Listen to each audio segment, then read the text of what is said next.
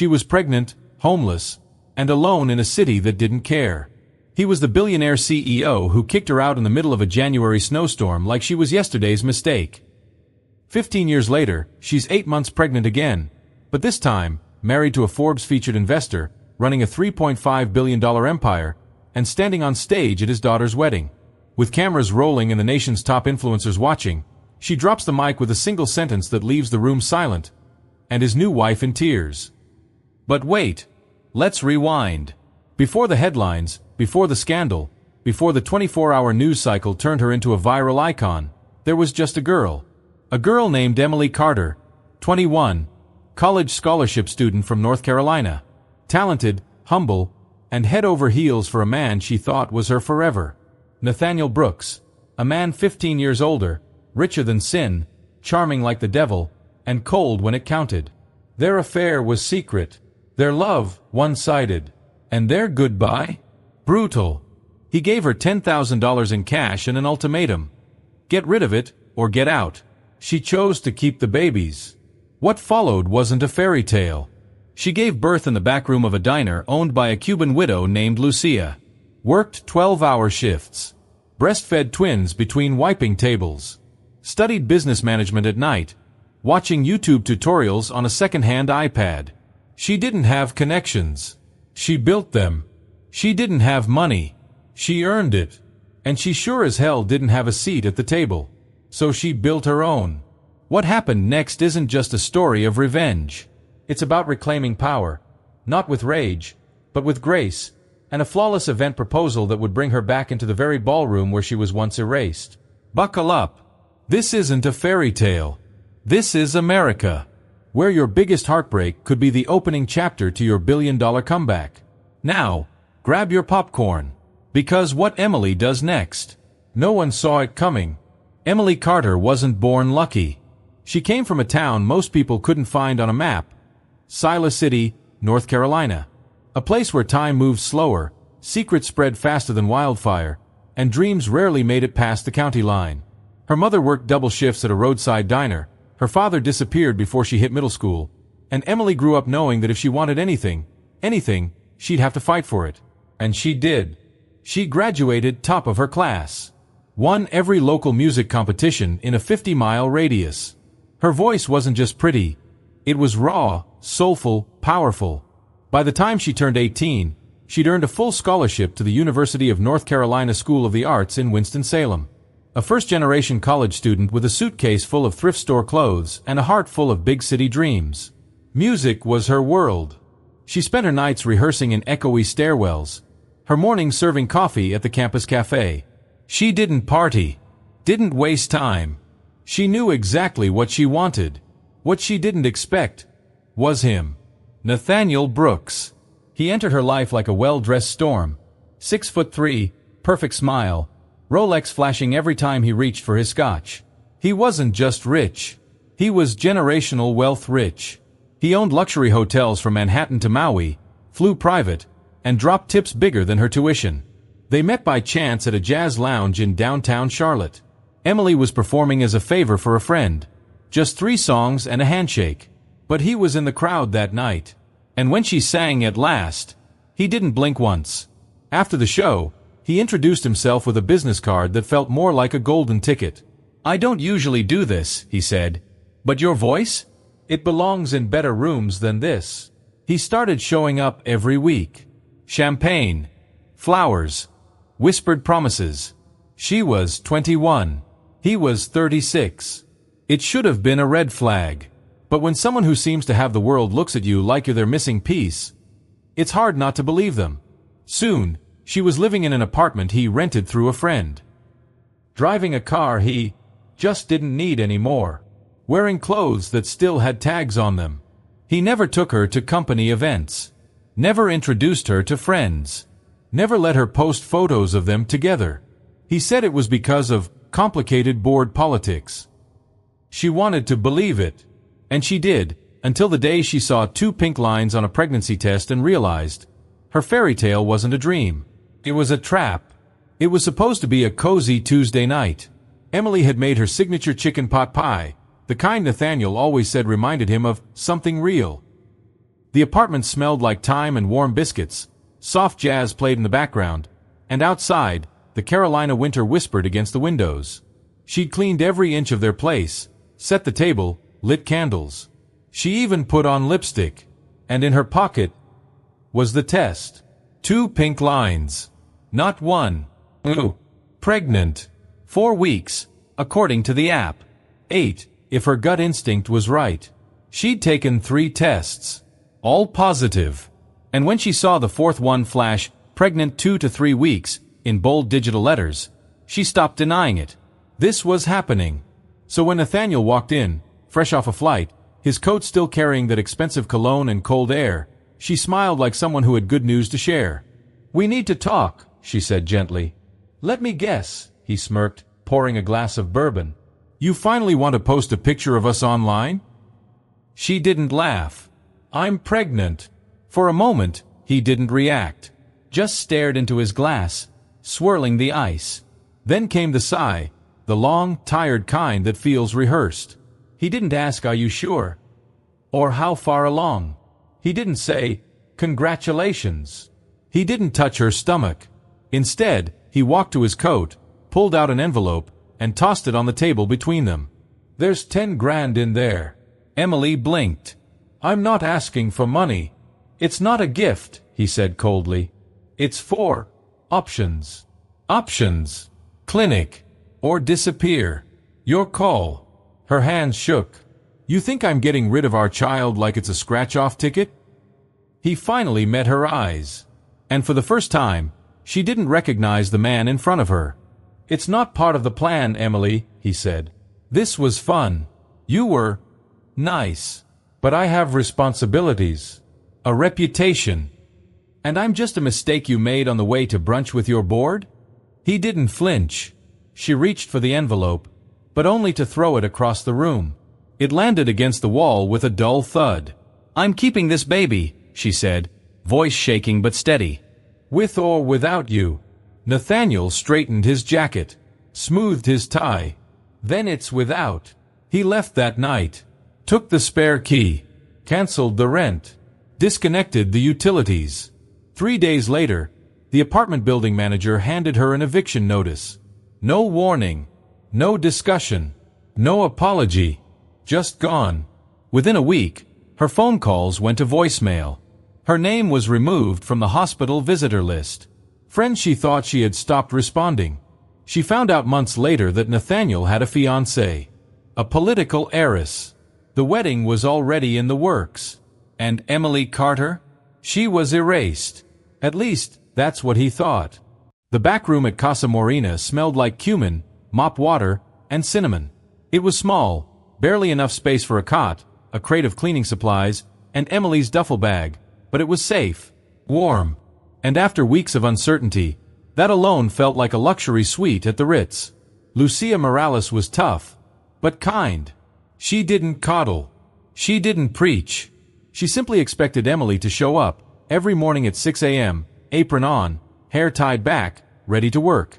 At first, Emily bussed tables and prepped vegetables. She'd chop onions with one hand while bracing her belly with the other. Her feet ached. Her back throbbed. But when the regulars smiled and asked for her by name, something inside her began to heal. Lucia paid her under the table. $40 a day and free meals. Not much, but enough for prenatal vitamins, a second-hand pair of maternity jeans, and a few baby onesies she found at a Goodwill down the block. The twins came early, 36 weeks.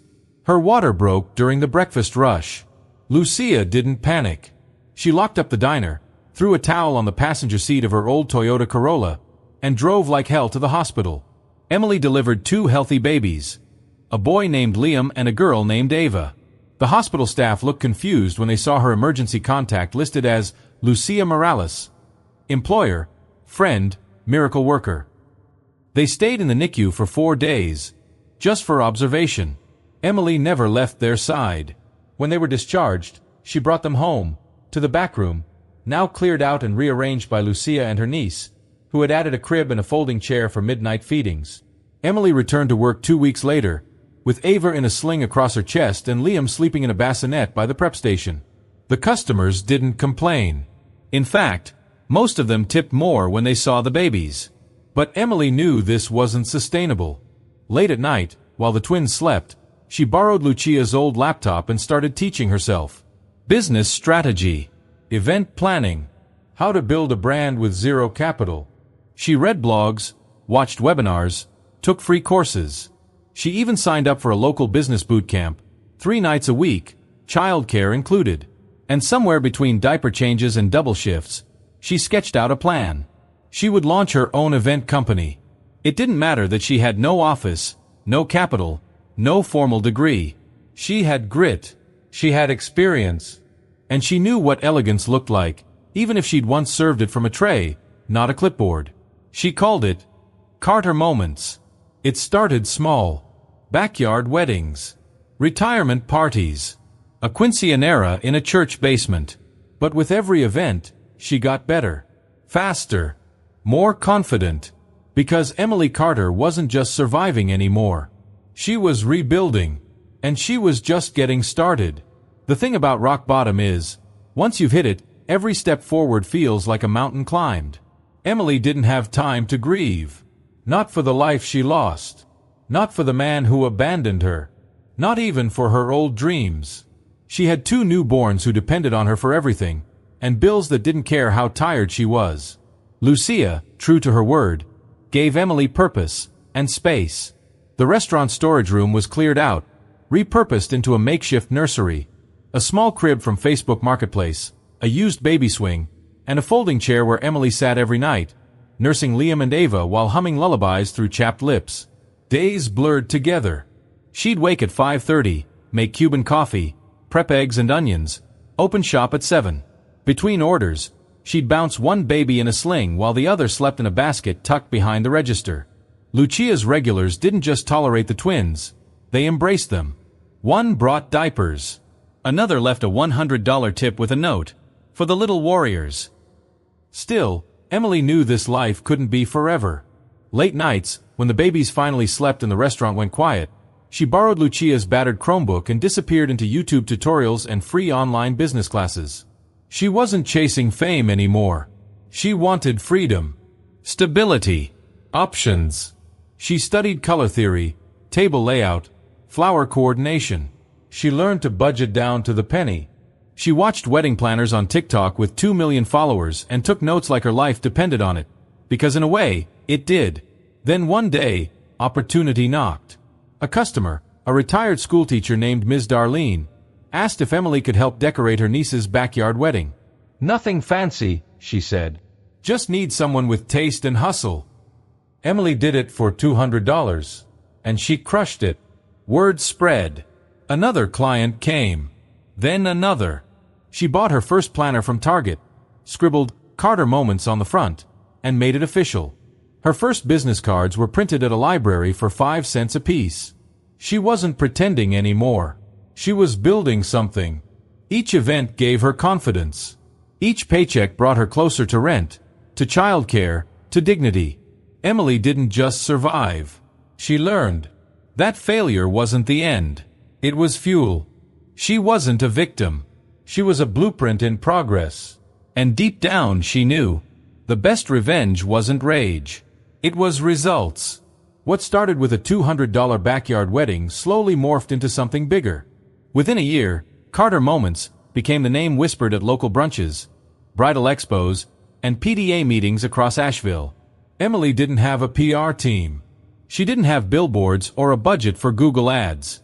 What she had was hustle, heart, and a work ethic nobody could match. Every bouquet was arranged by her hands. Every table setting triple-checked. She'd show up early, stay late, and leave every venue cleaner than she found it. Her reputation wasn't just good, it was bulletproof. She reinvested every penny. First into better tools, a proper camera, a laptop that didn't crash mid-invoice. Then into childcare. A small center 2 blocks from the restaurant that allowed her to work without juggling a diaper bag and a clipboard. Lucia, proud as ever, made flyers and handed them to every customer. "You see this girl," she'd beam. "She builds miracles out of folding chairs and flower petals." By the end of year 2, Emily had a part-time assistant, a logo, a basic website, and bookings stretching 6 months out. But she wasn't satisfied. She wanted scale. So she took a leap. She applied for a microloan through a local women's entrepreneurship program. She built a pitch deck with Canva, rehearsed a presentation between feedings, and stood in front of a panel of 5 investors wearing a thrifted blazer and heels from a clearance rack. And she nailed it. They gave her $20,000. It wasn't much, not in the world of business, but it was everything to her. She used it to rent her first office space, a 600-square-foot unit above a bakery in downtown Asheville. It had squeaky floors, outdated blinds, and a leaky faucet, but to Emily, it felt like the penthouse suite of possibility. She hired 2 full-time planners and rebranded as Carter & Company Events. Within 6 months, they expanded to Charlotte. By year 4, they had offices in Atlanta and Nashville. Her kids, Liam and Ava, were thriving, enrolled in a charter school with music and coding programs. They carried lunchboxes with their mom's logo on it, proud to say, "My mom builds weddings." And Emily? She didn't just walk into ballrooms anymore. She owned them. Clients flew her out. Magazines interviewed her. She turned down a Netflix docuseries. Twice. Because she wasn't done writing her story yet. And as her empire grew from a folding chair in a Cuban diner to a multi-state operation, she never once forgot where it started. Not from comfort, but from collapse. Not from fame, but from fight. And that made all the difference. The email came in like any other inquiry. Subject line: Private client. Full wedding planning request. No names. No specifics. Just a brief message from a luxury consultant based out of Charleston. The family prefers full discretion. The bride is from a prominent political family. The groom's family owns a national hotel chain. They're looking for a planner who can manage a high-profile event with absolute confidentiality. Emily skimmed the message. She'd done dozens of high-net-worth weddings by now. Politicians, CEOs, influencers. Nothing surprised her anymore. She replied politely, attached a brochure, and set a date for a Zoom consultation. The next day, at exactly 10 a.m., her assistant knocked on the glass door of her office. "Emily," she whispered, eyes wide, "you're not going to believe who the client is." She spun the laptop around, and there he was. Nathaniel Brooks. Older. Thinner. A few more lines on his face. The same icy gray eyes. Emily didn't flinch. She smiled like a CEO, clicked into the meeting, and said, "Mr. Brooks, what an unexpected honor." He blinked. Hard. "Emily." She nodded. "It's been a while." A beat of silence passed between them, a decade's worth of history, betrayal, and unfinished sentences hanging in the air. He cleared his throat. "My daughter. She's getting married this fall. She's a fan of your company. Apparently, Carter & Company is the name." She kept her tone neutral.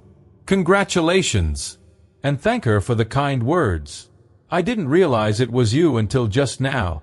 "I'm hard to forget," she said, voice calm, measured.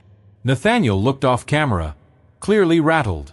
"If this is uncomfortable, I can." Emily cut him off. "Your daughter is not you, Mr. Brooks. If she wants me to run her wedding, I'll deliver the best damn event the South has seen in years. My personal history with you won't interfere with my professional integrity. Can you say the same?" He straightened his posture, like a man suddenly aware of how small he seemed. "Yes," he said. "Then let's get to work," she replied.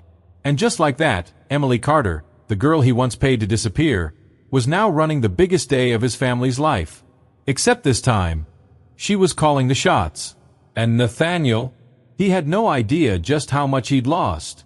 Not yet. But he would. The first official walkthrough was scheduled for a Thursday morning at the Magnolia Estate, a sprawling, multi-million-dollar venue just outside Charleston.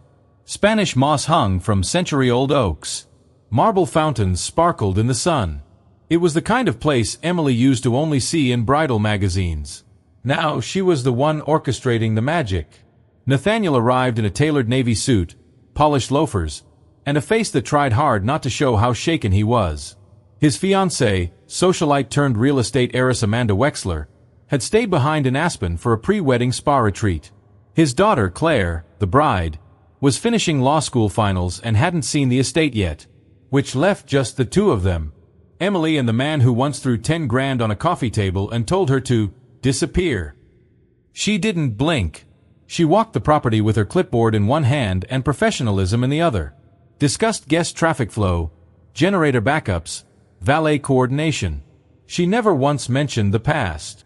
Never once gave him the satisfaction of seeing her flinch. But Nathaniel, he was unraveling by the minute. At one point, near the reception garden, he finally broke. "Emily," he said, voice lower, "can we talk? Just privately." She turned, slowly. "We are talking about your daughter's wedding, which is my job." "That's not what I meant." She paused, looked him straight in the eye. "I know what you meant, but I don't do casual conversations with ghosts." He flinched, just barely, then tried a different tactic. "I was wrong, back then, about everything. You didn't deserve that." She offered a dry smile. "No, I didn't, but you needed me to believe I did. That's what cowards do, Nathaniel. They rewrite stories so they can live with themselves." He looked down at the grass, silent. "And by the way," she added, turning back toward the vendor tent, "you didn't just underestimate me. You underestimated them." He looked up. The twins. She didn't correct him. Didn't confirm or deny. Let the silence do the talking. Back inside the tent, she reviewed floral mock-ups and lighting rigs, voice steady, hands unshaken. But in her head, she was already planning the finale. Not revenge, not pettiness, but something poetic, something unforgettable. Because Emily didn't need to ruin his life. She just needed to remind him what he threw away. And the best way to do that was to let the whole world see it, lit up under 600 Edison bulbs, with a monogrammed cocktail napkin that read, "Curated by Carter & Company." The wedding day arrived bathed in golden South Carolina sunlight. Everything was perfect. Rows of white chairs lined the lawn beneath chandeliers strung from oak trees. Waiters glided through the crowd with silver trays. Guests in designer gowns and tuxedos laughed, posed, and clinked champagne glasses engraved with "Claire and Bennett, forever starts today." And behind it all, Emily moved like a conductor. Flawless, composed, untouchable. She wore a navy jumpsuit, earpiece in one ear, tablet in hand. Her hair was pulled back into a sleek bun. Her belly, 8 months pregnant, was unmistakable and radiant. Nathaniel noticed, and so did everyone else. But no one dared ask. The ceremony went smoothly. The bride glowed. The groom cried. The vows were heartfelt. And by sunset, guests were ushered into the reception tent, where live music played under a sky of fairy lights. Then came the surprise moment Claire had requested weeks earlier, a special thank you from the event planner. Emily stepped up to the mic. "Good evening, everyone. I'm Emily Carter, founder of Carter & Company Events. I've had the honor of planning some incredible weddings. But this one's personal." Murmurs spread. Emily smiled, calm as ever. 15 years ago, I was in a very different place. I was homeless, pregnant, alone. I thought I'd been erased. She paused. But life has a funny way of turning full circle. Today, I stand here, not just as a planner, but as a mother, a wife, a woman who built an empire from scratch.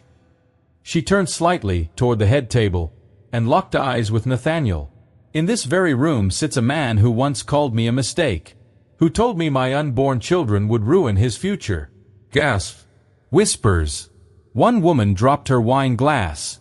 Emily continued. "They didn't ruin anything. They became my purpose. They are the reason this company exists. And they're sitting right there." She pointed. Liam and Ava stood, poised, radiant, 15 years old, dressed to perfection, resembling the man who sat frozen beside his new wife. Emily's voice softened. "This isn't revenge. It's reality." Then she walked off stage and left the world to put the pieces together.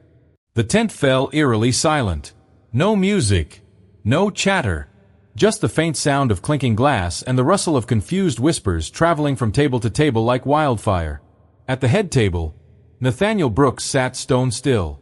His face had gone pale, the kind of pale that only comes when a man realizes his secrets have just been aired on a microphone. At his daughter's wedding, in front of 400 guests, half of whom were from the press, Amanda, his wife, turned toward him slowly, as if every second was another puzzle piece falling into place. Her smile vanished. Her hands trembled as she picked up her linen napkin and dropped it back on the table like a gavel. "You said she was no one," she hissed. He said nothing. "You lied." Guests began pulling out their phones. People whispered, pointed, brows furrowed in disbelief. One older gentleman, a board member from Nathaniel's hotel empire, leaned over to another and muttered, "He's finished." Claire, the bride, stood up slowly. Her veil shimmered under the lights, but her expression was hard, steel wrapped in silk. "Is it true?" she asked her father. He opened his mouth, closed it. That was answer enough. Claire turned to Emily, then to Liam and Ava, and she nodded, once, respectfully, then walked out. She didn't cry.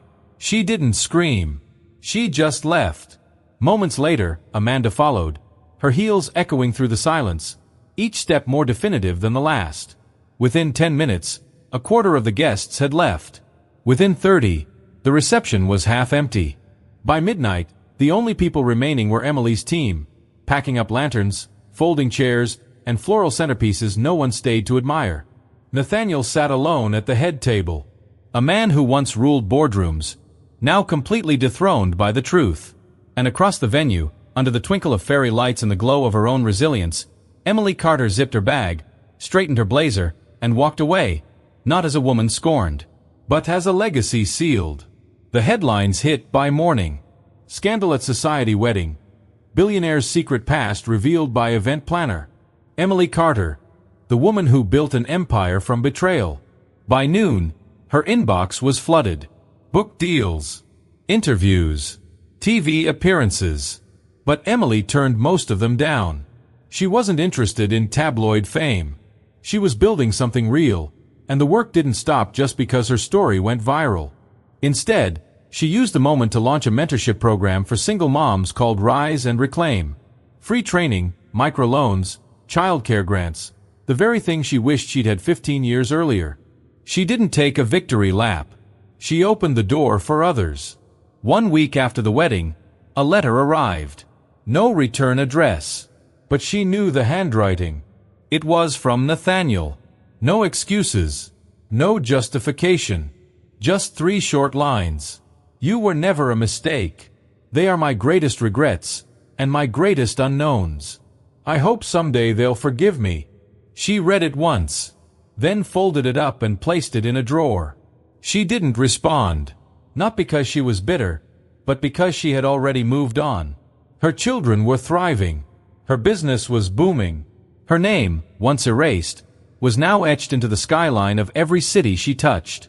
One evening, after tucking Liam and Ava into bed, her husband Jason walked in holding a glass of wine and a smile.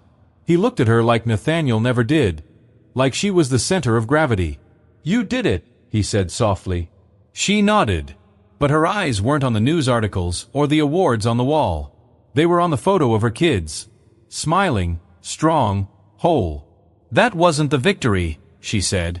"This is." Because in the end, revenge fades. But legacy? Legacy lives forever. Here's what Emily Carter's story reminds us. You don't need a perfect start to build an extraordinary ending. You can be betrayed, broken, underestimated, and still rise. Not because the world gave you a second chance, but because you created one. It's easy to romanticize revenge, to imagine the perfect clapback. But true power isn't proving someone wrong in front of a crowd. It's proving yourself right in the quiet, when no one's watching, when no one's cheering. Emily didn't just win because she revealed the truth. She won because she refused to let the lies define her. She chose healing over hatred, legacy over ego, grace over chaos. And that's not weakness. That's mastery. If you're walking through your own storm right now, heartbreak, rejection, rock bottom, remember this. You are not your mistakes. You are not who walked away from you. You are what you decide to build next. So take the pain, turn it into purpose. Take the silence, turn it into strategy. Take the loss, and let it fuel your rise. Because your story, it's not over. In fact, it might just be getting started.